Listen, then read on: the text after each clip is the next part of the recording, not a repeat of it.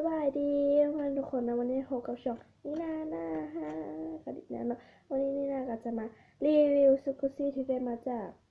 ไทยเนาะแล้วก็เครื่องที่ได้มาจากไทยเนาะแล้วรอบนี้เขาจะมาขายซุกุซี่เพราะแบบเขาก็ซื้อมาขายเนาะรอบนี้อาจจะแพงเพราะว่าอยู่ไทยขายโคตรแพงเนาะแล้วก็เรามาตามเนาะเขามีทั้งหมด3อันเนาะที่จะมาขายเขาไปเบิกกันเลยเขาจะมาตัดต่อเนาะก็มีเนาะก็เขาจะว่าคอนเนาะขอโทษเนาะให้นั่นก็จะเป็นพีซเนาะบีบเด้อสรุปเนาะเป็นรอยตะบุตะแบบมาตามถุงเนาะเพราะแบบถุงมันก็น้อยฮะนะเขาหาจะแกะอีกทีนึงเนาะเขาก็ใส่2หูเนาะแต่ว่าคอยต้องขอโทษเนาะอันที่2เนาะก็จะเป็นบันโดนสัตว์นี่ใส่พร้อมอันนี้เขาขายนะคะ 8,000 เนาะอันนี้25,000เด้ออันนี้ก็ 8,000 เนาะดูความสโลว์ของนางสักก่อน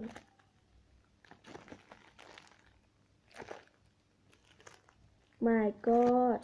ต่อไปเนาะอันนี้เขาบอกขายเขาจะมารีวิวเนาะเป็นลูกอมมาชาเขียว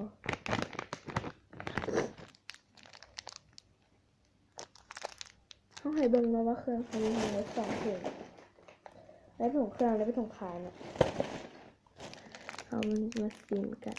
จุ๊บ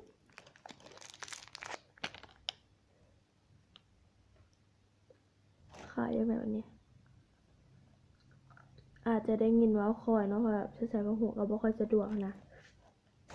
ทีแล้วก็ไฟมันก็เสียอย่าแป๊บนึงเด้ออันต่อไปเนาะจะบ่ขายเนาะก็จะเป็นตึ้งเนาะจะมารีวิวเนาะเป็นค่าย LOL เนาะเพจซีในโมเมนต์คิวเด้อเพราะว่าเขาถามเจ้าของร้านแล้วเนาะ L แล้วก็จะเมดแล้วก็ O แล้วก็จะเมดแล้วก็ L แล้วก็จะเมดเนาะอันนี้เป็นรุ่นจากเดฟเป็นรุ่นพักอย่างบ่ฮู้เนาะ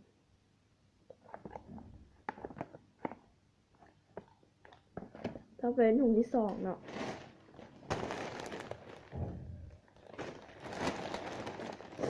อันนี้นี่มันก็จะเป็นขนมโล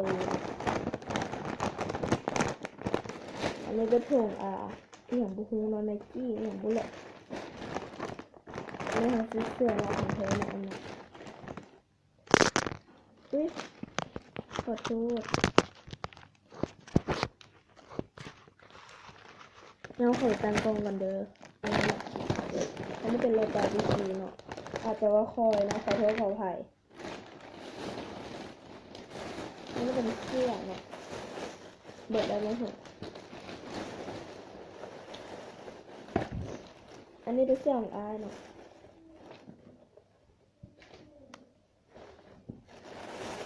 อันนี้ของเฮาเนาะเขาใส่เป็นครอบครัวเนาะ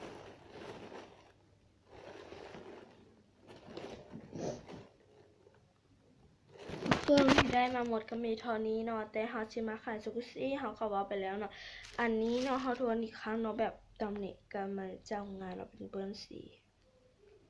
25,000เนาะในที่ใจนี้เขาจะขาย30เนาะแต่แบบมันมีตำหนิหั่นนะฮัลโหลได้ยินบ่เพื่อนปั่นโดนกัด 8,000 เด้อให้เบิ่งใกล้ๆเนาะ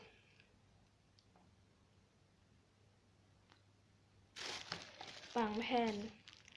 อันนี้ก็ 8,000 เนาะเครื่องทั้งหมดก็มีประมาณเท่านี้เนาะเสื้อเนาะ